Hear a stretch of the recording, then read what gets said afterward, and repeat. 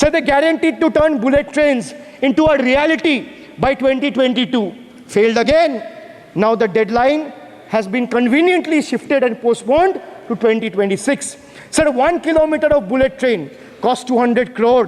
1 kilometer of dedicated freight corridor, DFCs on the other hand, costs 25 crore.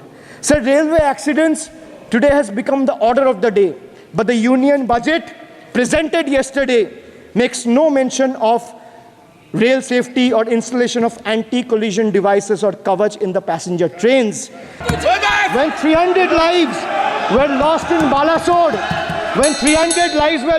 Balasore, train incident last year, what was it? Act of God or act of fraud? When 9 were killed and 40 people were injured as goods train rammed with Kanchenjunga Express last month, what was it, sir? An act of God or act of fraud? So the rail minister has blood on his hands. A once reliable mode of transport has been transformed into a death trap. So 244 train accidents between 2017 and 2022. 15 major accidents in 2023 alone. Sir, 50% of compulsory track safety inspections were not even completed. Sir, only 672 crore spent out of the needed 58,459 crore on track renewal.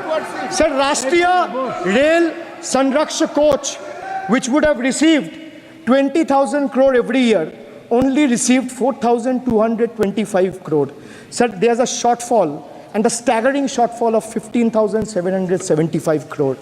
जिन माननीय सांसद ने कहा कि राज्य सरकारों के power कम किए जाएंगे, ऐसा कोई इसमें प्रश्न नहीं उठता है। माननीय प्रधानमंत्री श्री नरेंद्र मोदी जी कोऑपरेटिव फेडरलिज्म में एक इनहेरेंट विश्वास रखते हैं, एक पक्का विश्वास रखते हैं, और वो राज्य सरकारों को साथ लेके चलने में उनका हमेशा, उनकी कार्यपद्धति, उनके काम को आप देखेंगे तो वो राज्य सरकारों को हमेशा साथ लेके चलते हैं। कई इसके उदाहरण दे सकता हूँ मैं। जिन राज्यों में भारतीय जनता पार्टी या एनडीए की सरकार नहीं है, उन राज्यों में भी मान्यवर सभापति जी बहुत अच्छा बजट का एलोकेशन किया गया है। मैं नाम लेके भी बता सकता हूँ। केरल में हमारी सरकार नहीं है, लेकिन वहाँ पर भी मोदी जी ने रेलवे के लिए 3,000 करोड़ रुपए का एलोकेशन किया है, और यही यूपीए के समय मात्र 372 करोड़ होता था। ये कोऑपरेटिव फेडरलिज्म का बहुत बड़ा उदाहरण है। तमिलनाडु में हमारी सरकार नहीं है, अध्यक्ष जी, वहाँ पे 6,626 करोड़ रुपए का बजट एलोकेट किया है। 870 करोड़, 880 करोड़ होता था। अभी उड़ीसा में हमारी सरकार बनी है, उससे पहले हमारी सरकार नहीं थी, मात्र 800 करोड़ का बजट होता था। यूपीए सरकार के दौरान मोदी जी ने 10,000 करोड़ रुपए का बजट दिया है उड़ीसा में। पश्चिम बंगाल, जहां से इतने कद्दावर रेल मंत्री आते थी, please I am giving the example of cooperative federalism, 1 second please. West Bengal में बैठ कर माननीय सभापति जी, माननीय सभापति जी, take your seat, not going on record, please. माननीय सभापति जी, पश्चिम बंगाल में जहां यूपीए के समय 4,380 करोड़ का बजट होता था, वहां आज 13,955 करोड़ रुपए। ये किस आधार पे कहते हैं कि स्टेट्स के साथ डिस्क्रिमिनेशन है? बताइए माननीय सभापति जी। ये बिल्कुल निरर्थक बात बोलते हैं कुछ लोग, और केवल राजनीति के लिए बोलते हैं। मैं उनसे रिक्वेस्ट करूंगा कि इस तरह की छोटी राजनीति न करें। अध्यक्ष जी, ये बात सही है कि रेलवे में टेक्निकल लोगों को ज़्यादा इम्पोर्टेंस देनी चाहिए। मान्यवर मनोज झा जी ने भी कहा, सौरभ जी ने भी कहा, और मान्यवर कई सांसदों का इस तरह का मत था कि ज़रूर इसमें टेक्निकल लोगों को, क्योंकि बहुत ही टेक्निकल ऑर्गेनाइजेशन है।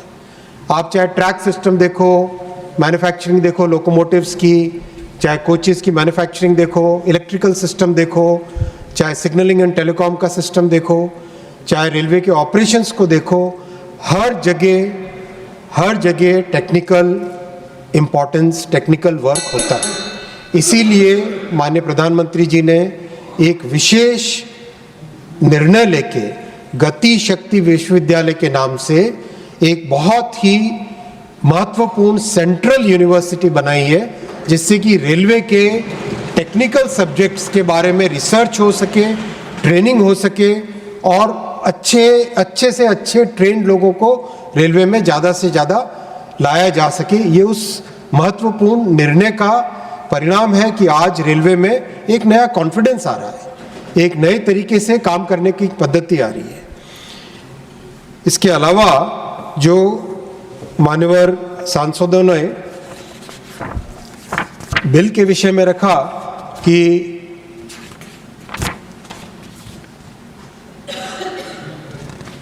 बहुत मेरे ख्याल से किसी ने कहा कि बहुत बड़ा रिफॉर्म की अपॉर्चुनिटी थी और इस बिल के माध्यम से रिफॉर्म किया जा सकता था। सभापति महोदय, 10 वर्षों के अगर रिफॉर्म्स को अगर आप देखेंगे तो वो लिस्ट इतनी लंबी है कि आप इस बिल की बात भूल जाइए। एक लगातार रिफॉर्म किए जा रहे हैं। माननीय प्रधानमंत्री श्री नरेंद्र मोदी जी रिफॉर्म्स में एक अटूट भरोसा रखते हैं। किसी के कंपल्शन में आके रिफॉर्म करने की बात नहीं है, वो पूरे कन्विक्शन के साथ रिफॉर्म करते हैं। और इसी कारण से आज अगर हम काम की गति को देखें, अध्यक्ष जी, सभापति महोदय, इन 11 वर्षों में 34,000 किलोमीटर नए रेलवे ट्रैक बने, जो जर्मनी जैसे समृद्ध देश से ज्यादा रेलवे ट्रैक से। 45,000 किलोमीटर इलेक्ट्रिफिकेशन हुआ है। ये विषय आया, माननीय मनोज जी ने पूछा कि 100% इलेक्ट्रिफिकेशन की क्या जरूरत है। प्रश्न जायज है इनका। इलेक्ट्रिकल ट्रैक्शन में और डीजल ट्रैक्शन में 95%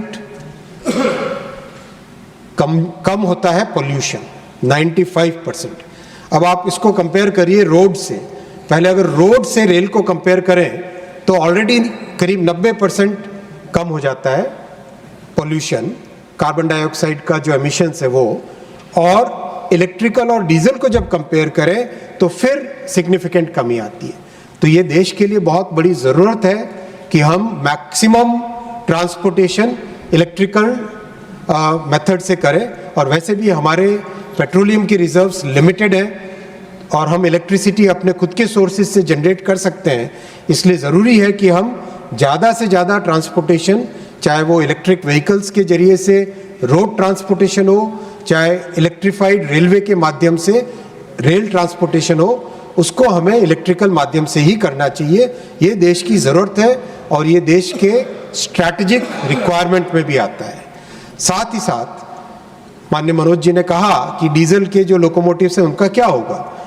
जो डीजल के लोकोमोटिव्स हैं उनको डिजास्टर मैनेजमेंट ब्रेकडाउन के टाइम के लिए रखा जाएगा, क्योंकि उस वक्त में इलेक्ट्रिकल लाइन को स्विच ऑफ किया जाता है ताकि उस टाइम में डीजल के मूवमेंट से काम हो सके।